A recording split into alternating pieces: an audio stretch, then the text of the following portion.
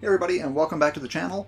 Last time on our Rune Level 1 run, we did a lot of gathering up of items like talismans. We collected a bunch of golden seeds, sacred tears. Again, the sacred tears aren't really necessary, but I wanted to go ahead and grab them. And I said in this run we were going to be getting our weapons. So off screen, I went ahead and did the sealed tunnel farming until I got 2 pickaxes.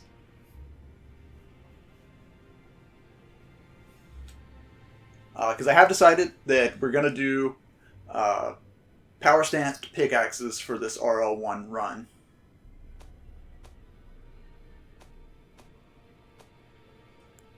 I think I also got a few more smithing stone 5s. Made sure that we have enough smithing stones 1 through 4. Since we have 2 weapons, we need 24 of each.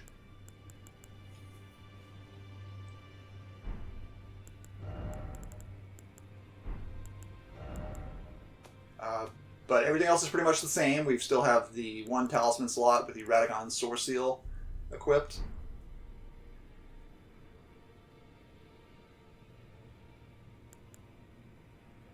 And we're just about ready here to continue our journey.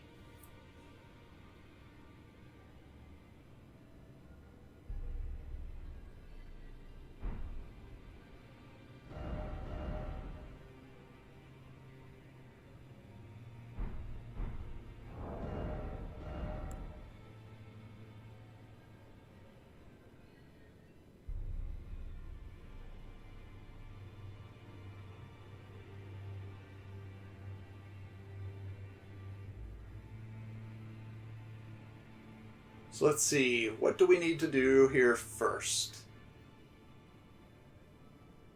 I mean, honestly, at this point, we could probably go fight Margit, but I'm trying to think if there's anything else we want to take care of before we start kind of doing a boss rush.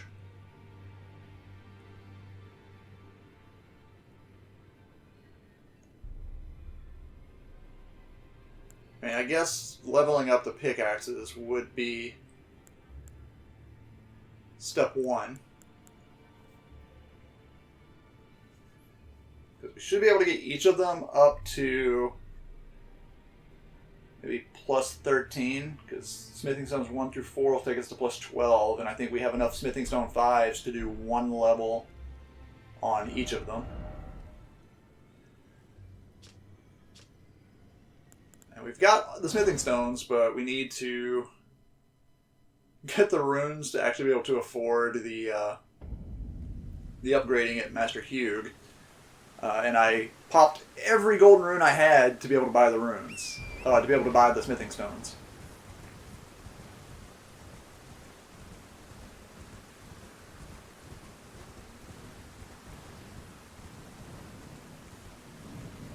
But before we get an ass ton of runes, there's a talisman we need to go grab that I didn't think to grab in the last video.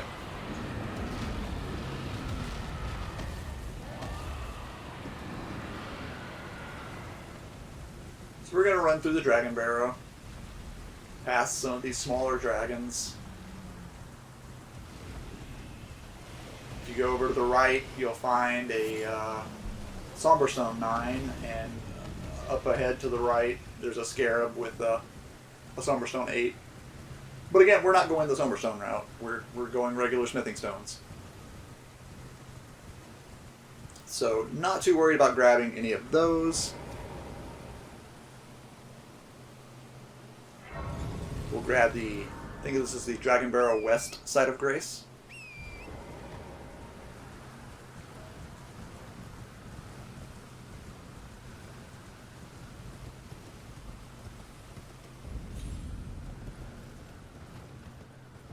Hop over that gap, mind the gap, and straight ahead pretty much there should be a site of grace for the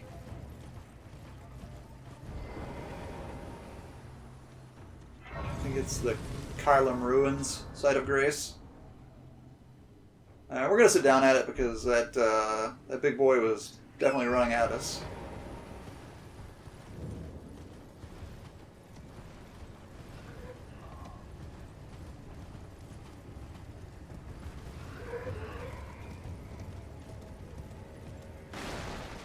And there should be another site of grace right up here. That's the smoldering wall site of grace.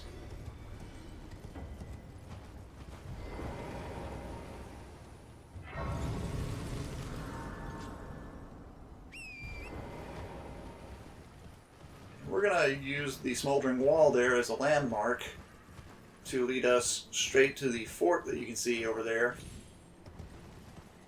in the distance. Because that's where the talisman is that we want to grab.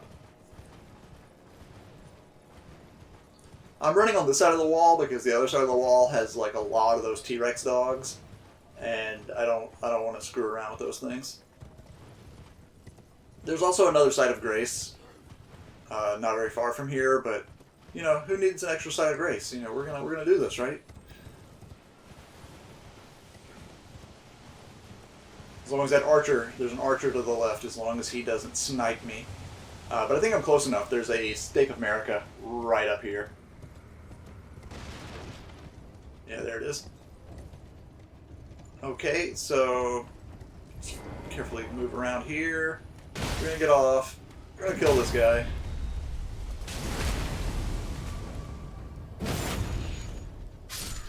And that archer can still do a rain of arrows, even though he can't see you.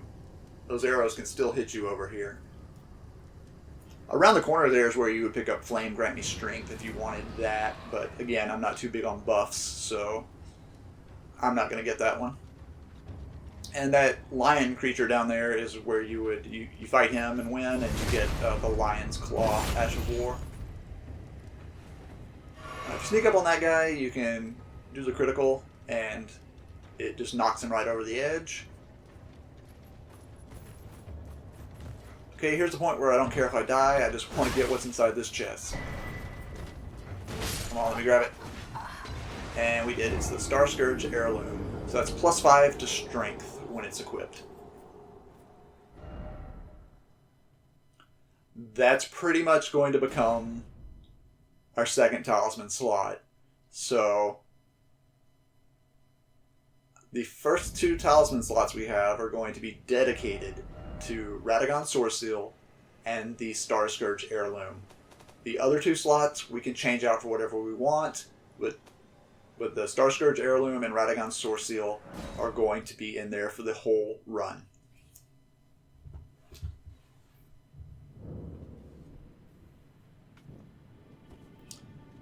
Now, because we don't really have any runes, it's another good chance to go back to the Sage's Cave, go past this illusory wall.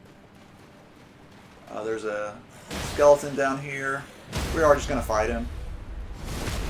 Otherwise, he might follow us and ruin our day.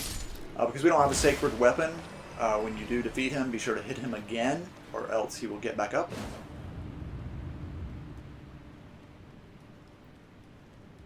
Another illusory wall. There are a lot of chests. Okay, we would definitely want that Lost Ashes of War. There's a lot of chests hidden behind illusory walls in this cave. Those first 2, mainly the one with the Lost Ashes of War, is the one we want, and then there's one more chest that we want. So we're going to run past a lot of chests in here.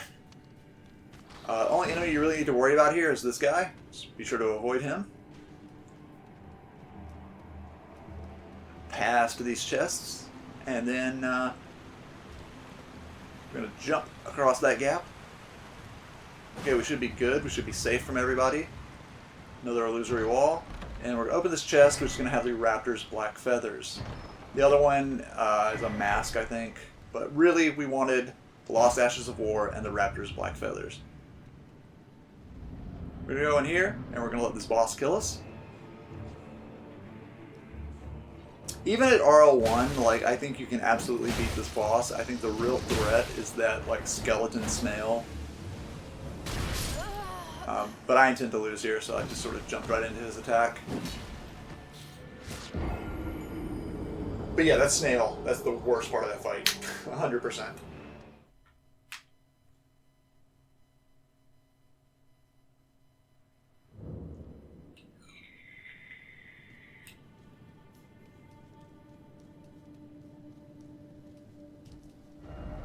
Okay, we didn't beat the boss. We have to run outside before we can teleport.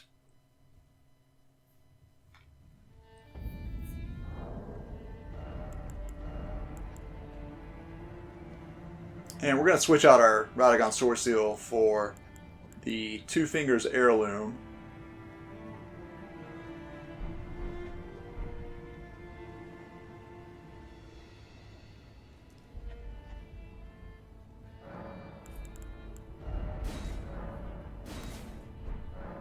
We're going to memorize the Poison Mist that we picked up in the last video.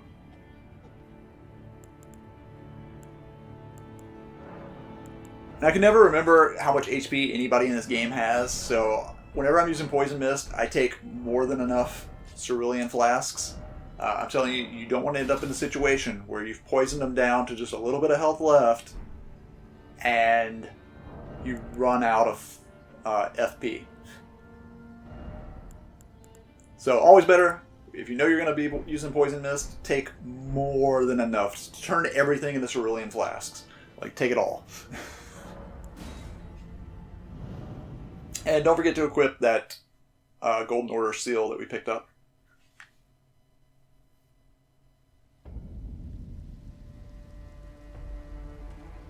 And we'll get our bearings here. And what we want is the hat or helmet, whatever you want to call it, that Battle Mage is wearing. But I'm telling you, at RL1 right now, like, he's just going to spam Gavel of Haima and Cannon of Haima, and he's definitely just going to own you. So the best way to approach this is sneak up behind him and use Poison Mist.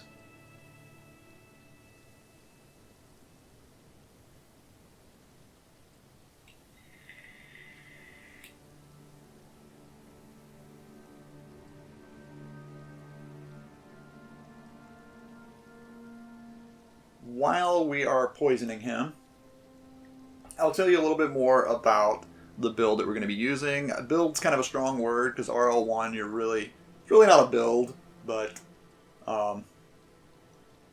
this is going to be similar to your typical Unga Bunga build, in that we're going to be wielding dual pickaxes with the Raptor's Black Feathers, and we're mostly going to be relying on jumping L1 attacks for our damage.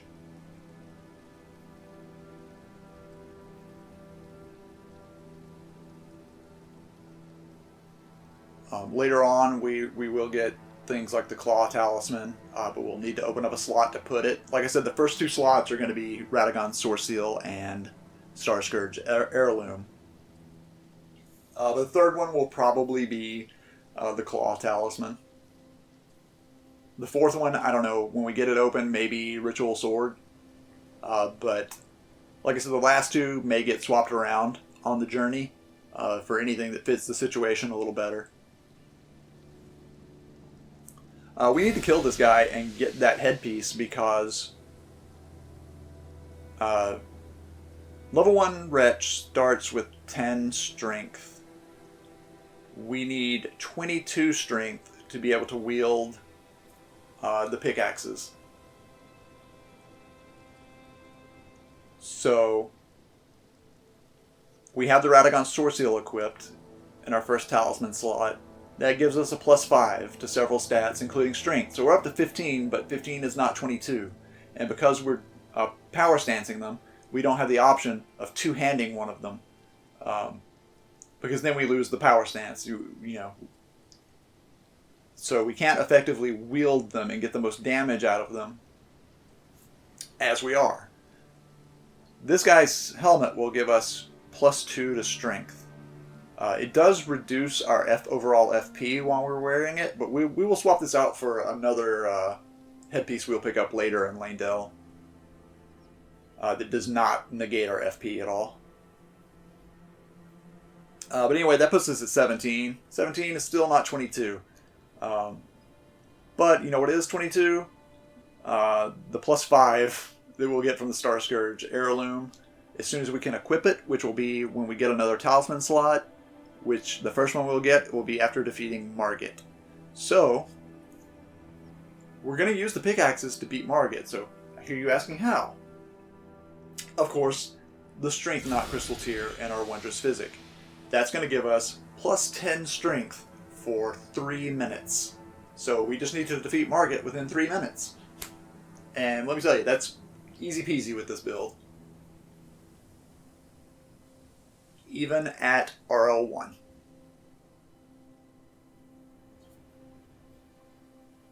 This guy actually had less HP than I thought he did.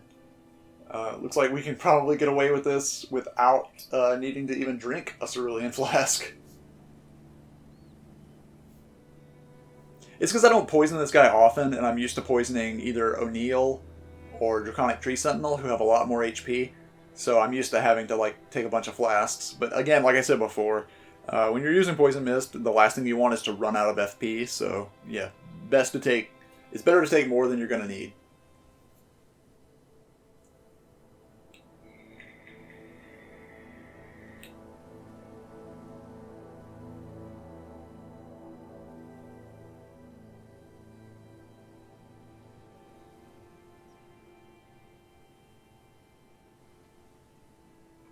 But after we get this, I think we just need to get some runes and then go upgrade both of our pickaxes. Like I said, I think we can get them both to plus 13 with the stones we have now. And that's going to have to do us all the way through Landell, because I don't really want to go anywhere that has more Smithing Stone 5s, and I certainly don't want to farm them. So plus 13 will have to do. We won't get another Smithing Stone Bell bearing until we reach the Mountaintops of the Giants, but that'll be one of the first things we do when we reach there, is we're going to get another Smithing Stone Bell bearing, and we're going to upgrade our weapons even further. Okay, that takes care of the Battle Mage. Of course he falls down there. Let's go down there and get the armor set he has. We were really only interested in that Haima Glintstone Crown.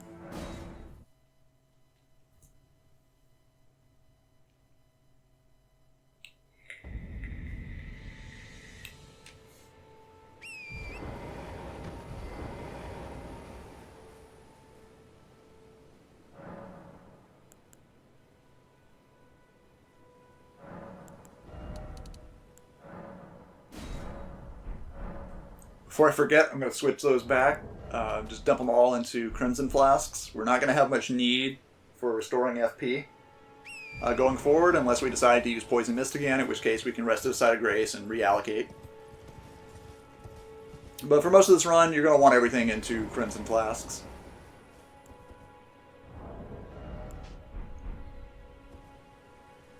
Okay, I want what's in the back of that carriage, so I'm going to take on this guy first. Give him a couple of jumping heavies, riposte, and that should be all he wrote.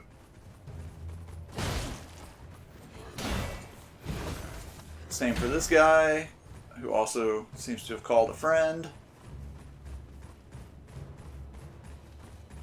Come on, separate. I don't want them to be too close together because, you know, screw it. I would definitely die if I'm focused on one and the other one's attacking me from behind. But whatever. I just want the flail. Give me the flail.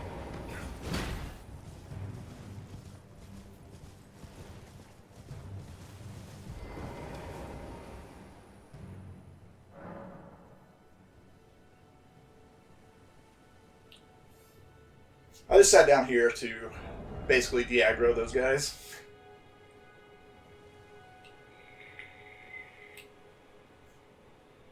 And to check the requirements on the flail. So we don't have enough dex.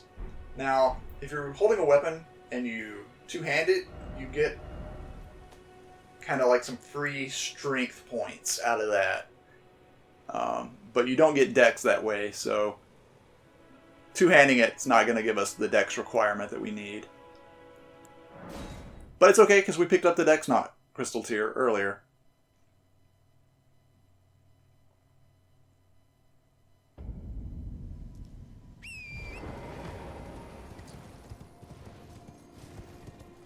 Real quick, just from the main Academy side of Grace, we're just going to run through here. Just because there's an easy to grab golden seed right here at the end of the bridge. Which I guess is kind of the actual middle of the bridge, maybe? I don't know. It's the end of that section of bridge.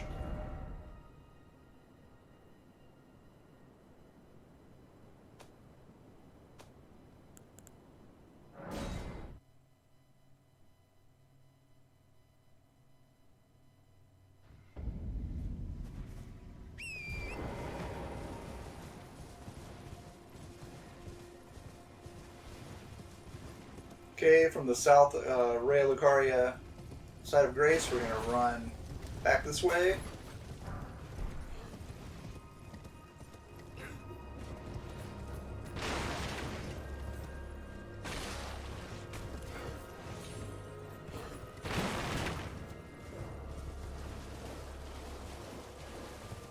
Turn to the right, and we should see another golden seed.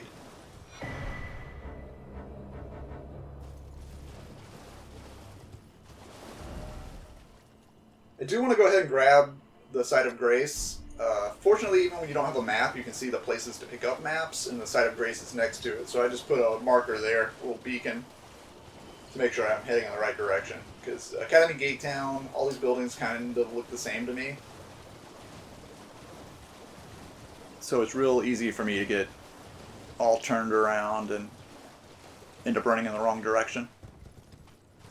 I'm just going to touch my beacon there, because when you do that, it disappears without having to go back onto the map and remove it.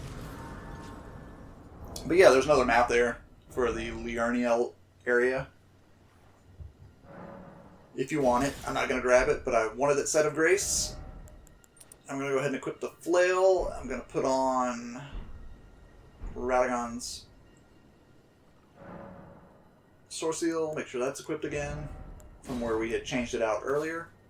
I'm going to put the Dex Knot Crystal Tier into my Wondrous Physic. And I think we're good to go. Just need to hop on Torrent.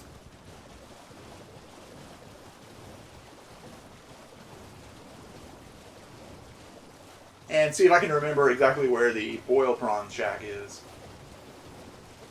Shouldn't be too far from that Side of Grace, so... Oh, there it is.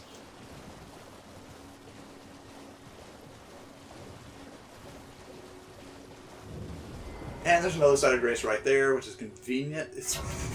God, that might be one of the most convenient sites of Grace. Because we're going to kill Big Boggart over there.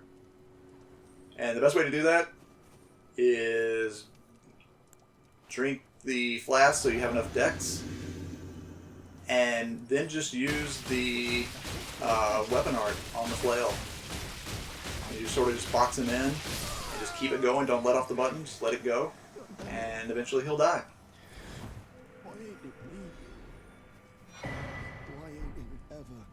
And that'll give you the Iron Ball. We're actually not going to use that this run. We are going to stick to the pickaxes, but I just wanted to show you how you can easily get it if you do want to go that route. The Iron Ball is one of my favorite strength weapons.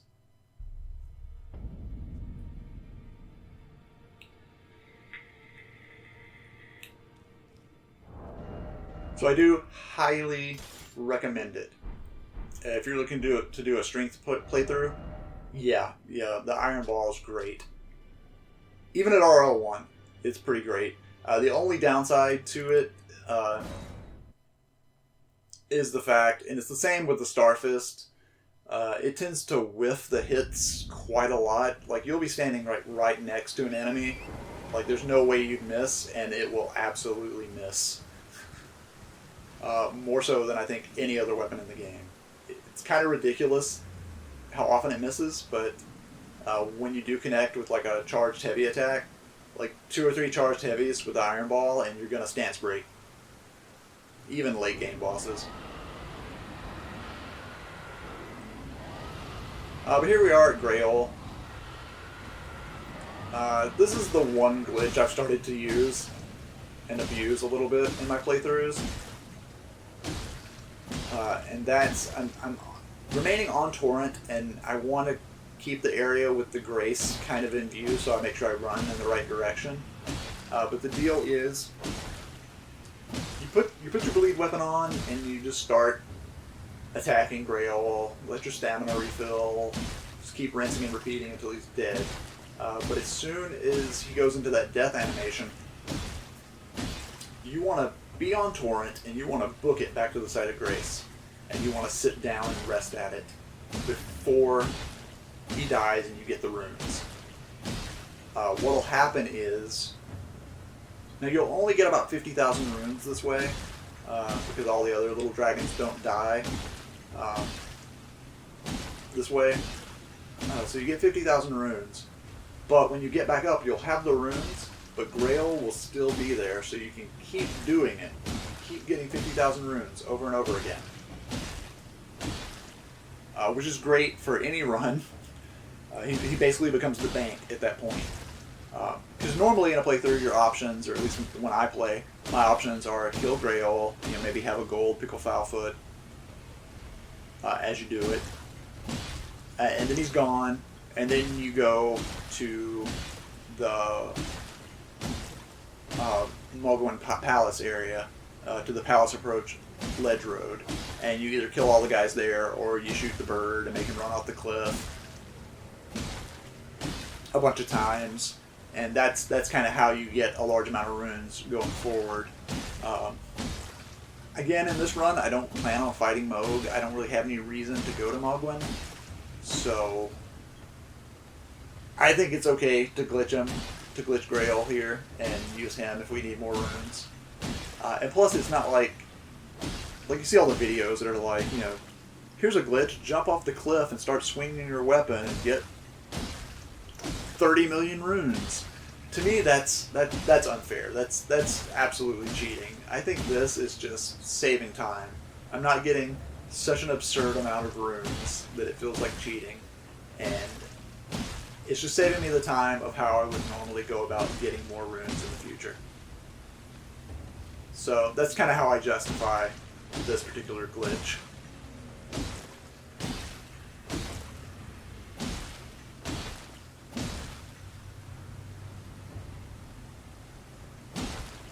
And I don't think I mentioned in the last video, I am playing this on patch 1.10, so it is the current patch. So yeah, this particular glitch still works just fine.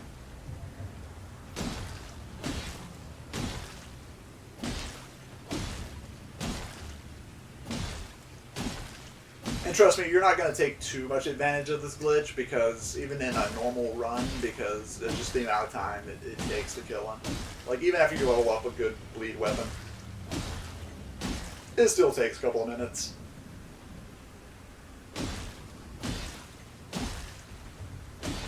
And at some point, the payoff of 50,000 runes just really isn't worth it. In this case, the only things we need to kill him for are to get runes to level up our weapons and buy smithing stones.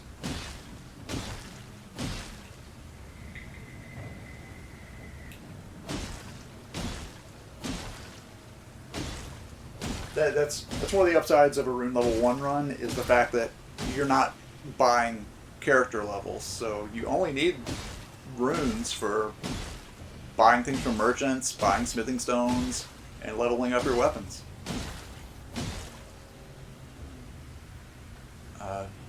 Another advantage is, once you level up your weapons for an area, it really doesn't matter if you die and you don't collect your runes. I mean, there's no real incentive to keep them, so... Okay, there's this death animation, so we're going to book it back to the site of Grace. We're going to hop off Torrent and rest. And if done correctly, well, let's go ahead and add that flash charge there. If done correctly, yep, Grail's still there, and we have 50,000 runes.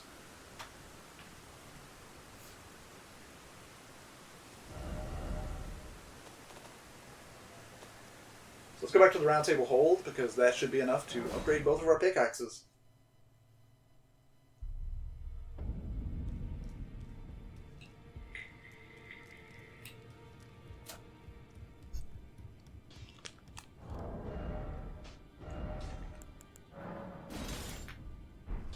let's go ahead and equip both of them. Well, Go see Master Hugh.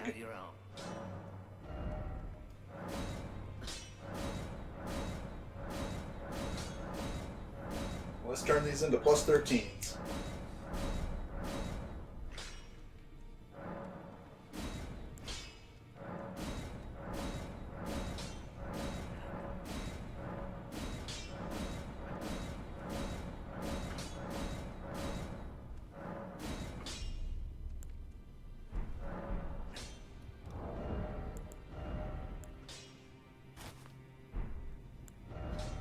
Put on our Heimo Glintstone Crown.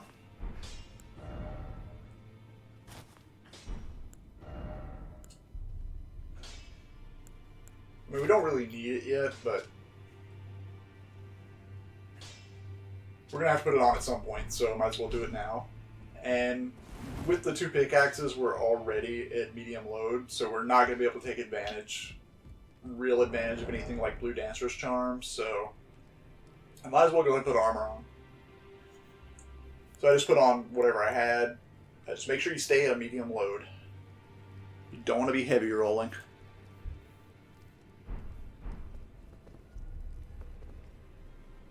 I don't really have anything good to put into the Wondrous Physic for this build yet. I mean, the Strength Knot tier will definitely stay in it, but we don't need the Dexterity Knot tier, but I don't really have anything else to put in it yet.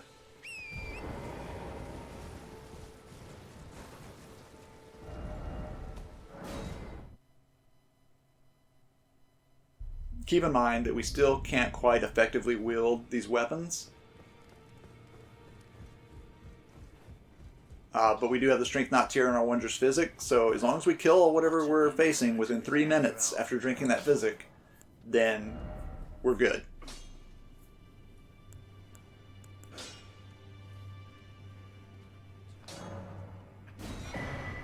I came back to the round table because I forgot the Ash of War. So we're going to duplicate Cragblade, and we're going to put Cragblade right now with the heavy affinity on each of these pickaxes.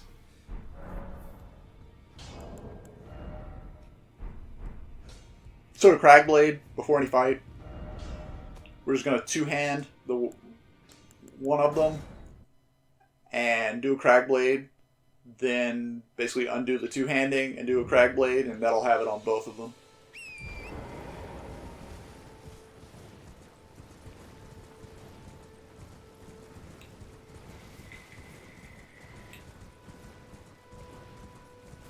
We're not going to keep the heavy affinity, but we haven't progressed far enough to get a whetstone or wet blade, whatever, to put the affinity we want on it. That'll be a little bit later. So for now, we're going to settle for heavy affinity, because that makes it scale better with strength anyway. See, even not being able to effectively wield it, we're still able to jumping attack one-shot that Guardian right there. So that's good. But we came here for this Erdtree avatar. So here we go. We're going to Cragblade that one.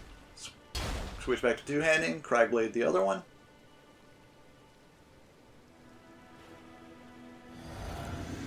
Drink our Physic. And I'm just going to ride in on Torrent. Cragblade again, because I think I meant to drink the Physic first, and then Cragblade. But anyway, we're going to jump off Torrent and get a jumping attack in. And squeeze in 2 jumping attacks before we need to dodge. And just make sure you dodge all his attacks. Eventually, you'll get the riposte.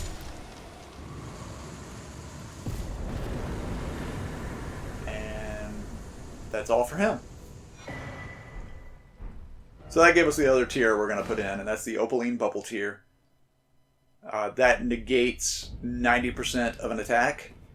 You will still take a little bit of damage, but it'll prevent a one-shot. And then it disappears after you get hit. So you negate 1 attack, pretty much.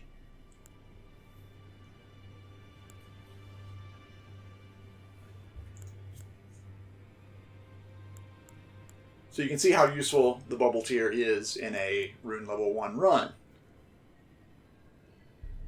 Because later on, one attack that could instantly kill you, you can negate with that. Although it's only 90%. I'm using the word negate very loosely because you don't completely negate it.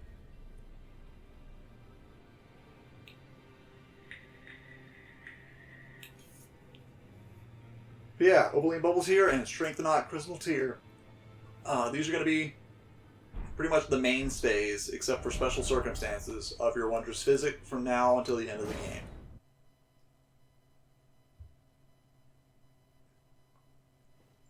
So we only need a few more things to really complete this build. A couple of which we'll get a little bit later on in the game. But one thing we do need, and now's a good time to go get it, is we need to go see Patches. But in order to go to Patches, you need to fight an invader. Then you need to go fight Patches, but don't kill him. Just do enough damage that he surrenders. And then he'll open up his shop, the Patches Emporium. Which is what we want.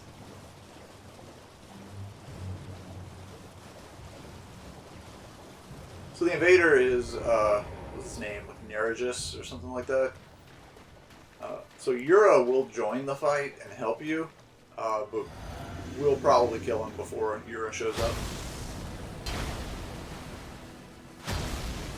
And he starts so far out there that gives us plenty of time to get our Cragblade in, drink our Physic, and miss our jumping attack. 2 jumping attacks, and he's done. So we just have to find the cave, the Murkwater Cave, turn a light on, and go inside. So we can make sure we can actually see. There's a Site of Grace to grab. I do highly recommend you grab the Site of Grace, because we're going to be warping to it very shortly.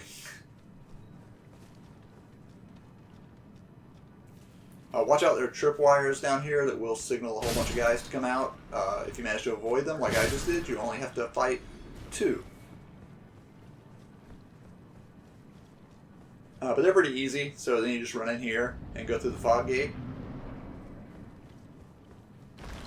And then go open up this chest. That'll cue Patches to enter.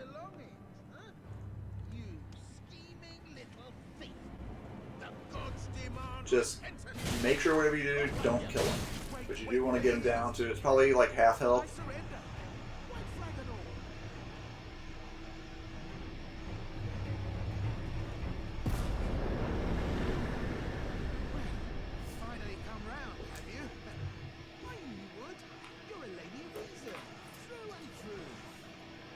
Then talk to him, choose to forgive. Eventually he'll say he'll open up a shop or something along those lines, and you need to just warp back to the last Site of Grace you touched, and at the Murkwater Cave entrance, and then run back down to where Patches is again. Same path we just went to get to him.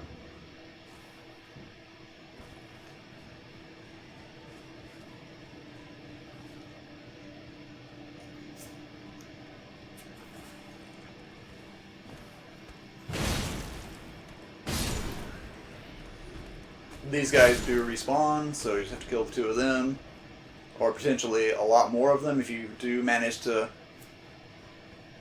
set off one of their tripwires. Okay, talk to Patches. Make sure you have enough runes with you because you want to buy Margit's Shackle.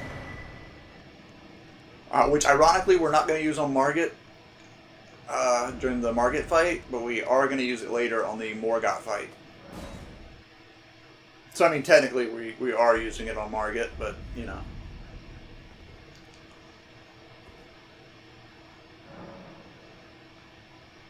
We're not going to use it in the fight where he calls himself Margit.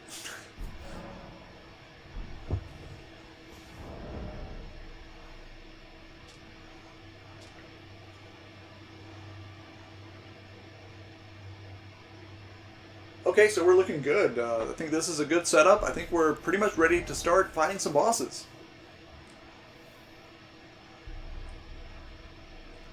So I believe we will do that on the next episode. So I will see you then. Thanks for watching.